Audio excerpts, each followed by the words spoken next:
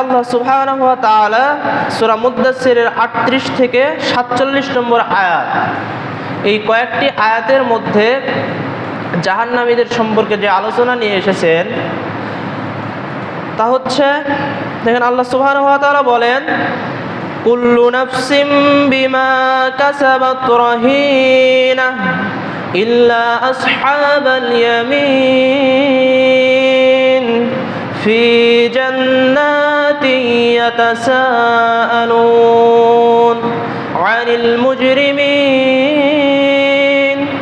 মা সালাকাকুম ফি সাকর قالوا لم نك من المصلين ولم نك نطعم المسكين وكنا نخوض مع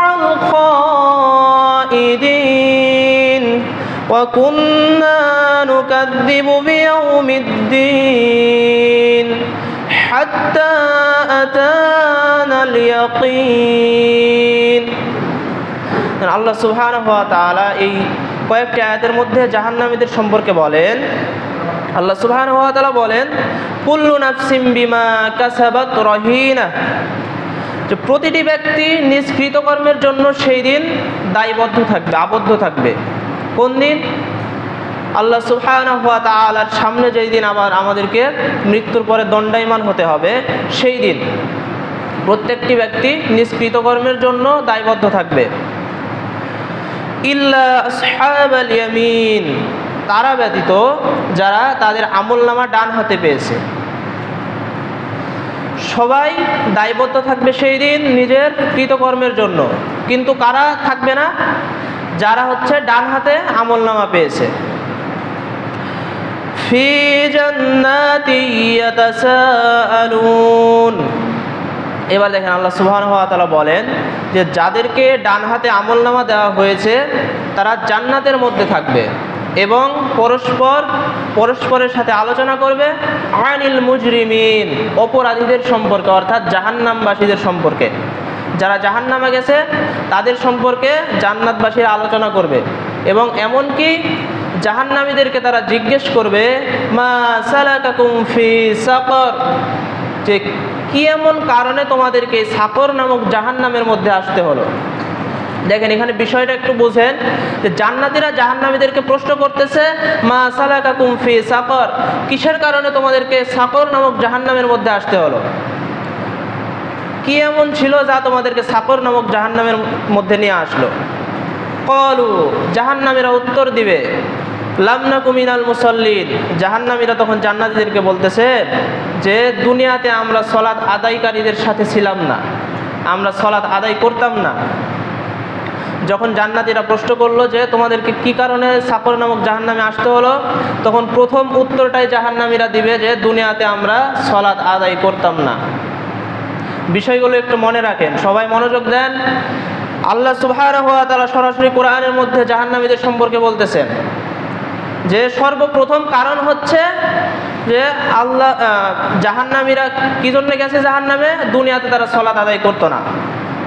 এরপরের উত্তর দিচ্ছে দেখেন যে ওয়ালাম নাকু নুতঈমুল মিসকিন, এবং আমরা মিসকিনদেরকে খাবার দিতাম না। এরপরের উত্তরে বলেন, ওয়া কুন্না নাখুদু মাআল খাইদিন, এবং আমরা সমালোচনাকারীদের সাথে সমালোচনায় নিমগ্ন থাকতাম। অর্থাৎ যারা গীবত করতো আমরা তাদের সাথে গীবতে নিমগ্ন থাকতাম, তাদের সাথে আমরা গীবত করতে ব্যস্ত থাকতাম। এর পরের উত্তরে বলেন, জাহান্নামীরা এবার বলতেছেন যে ওয়া কুন্না নুকাযযিবু বিয়াউমিদ্দিন, এবং আমরা প্রতিদান দিবসকে অস্বীকার করতাম।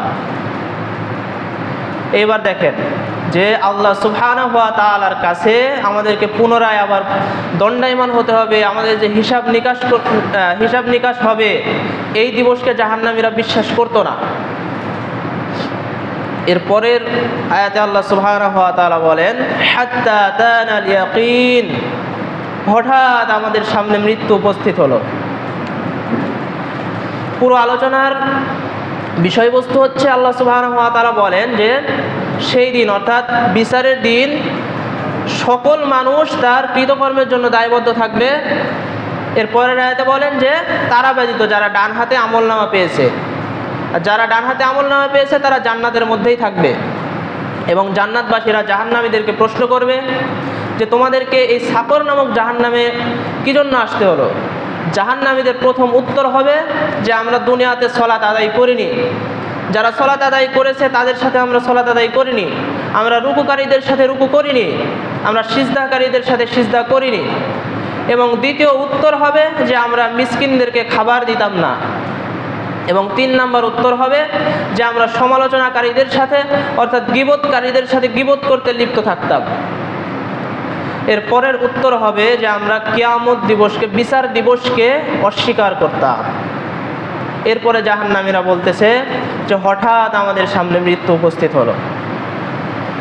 দেখেন বিষয়গুলো একটু অনুধাবন করার চেষ্টা করেন যে আল্লাহ সুবহানাহু ওয়া তাআলা কি বলতেছেন। যারা জাহান্নামে গেছে তারা কি কি কারণে জাহান্নামে গেছে, আমরা এখানে 4টি কারণ বুঝতে পারলাম।